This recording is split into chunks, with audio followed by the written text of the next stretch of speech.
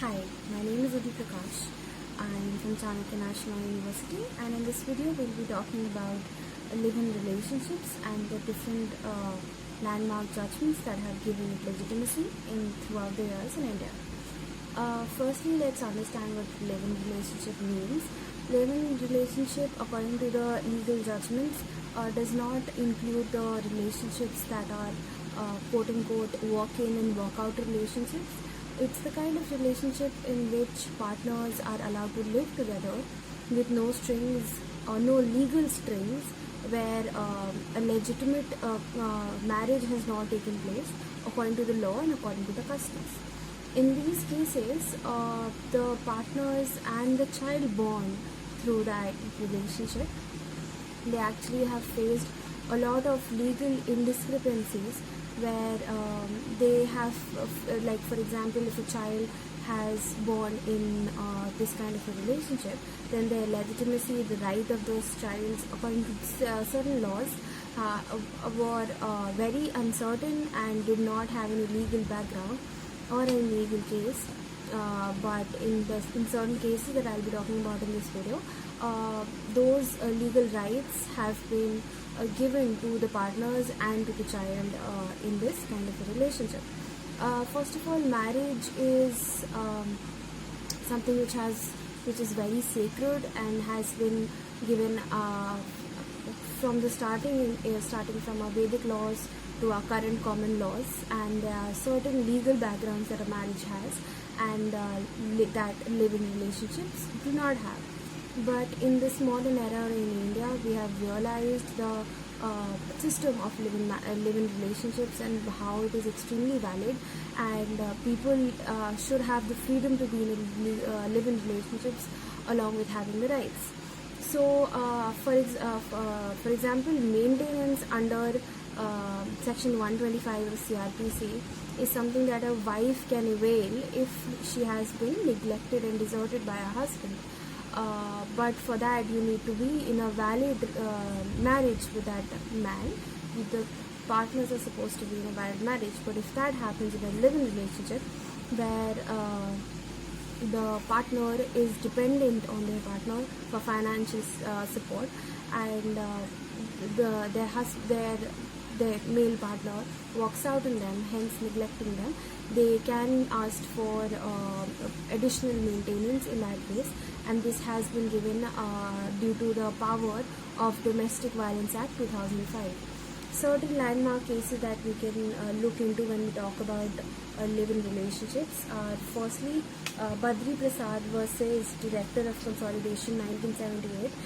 It was the first case where Supreme Court for the first time legitimized live-in relationships and called it a valid marriage. It was held by Justice Krishna Iyer that a strong presumption arises in favor of a wedlock where the parents have lived together for a long term as husband and wife. Although the presumption is rebuttable, a heavy burden lies on him who seeks to deprive the relationship of its legal origin. Law leans in the favor of legitimacy and frowns upon bastardy. So it's extremely clear that it was the first time in this case that the live-in relationships were given any kind of validation.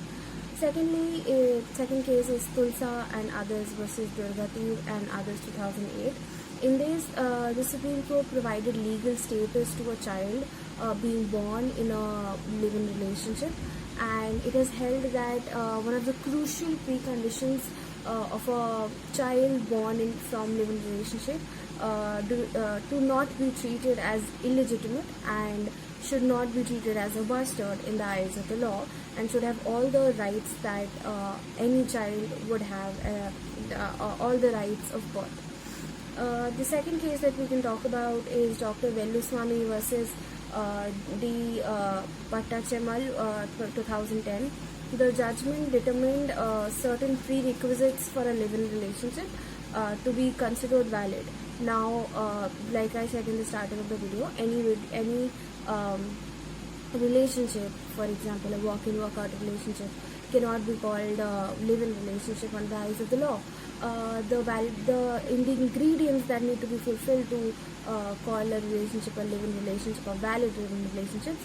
The ingredients should be that the couple must hold themselves out to society as being akin to spouses and must be of legal age to marry or qualified to enter into a legal marriage, including being unmarried. It was stated that the couple must have voluntarily cohabitated and held themselves out to the world as spouses. The code held that not all relationships will amount to a relationship in the nature of marriage and get the benefit of the Domestic Violence Act.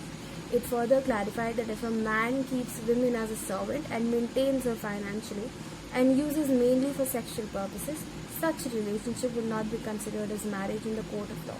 Therefore, to get such benefit, the conditions mentioned by the law must be satisfied and has to be proved by evidence. Hence, as we are moving in this society and we look for certain time-shifting changes in the legal system, we can celebrate these laws and actually look forward to the rights of people who are in such kind of relationships and discuss the undecided portions of these laws so that everybody can have a life and the freedom that they want.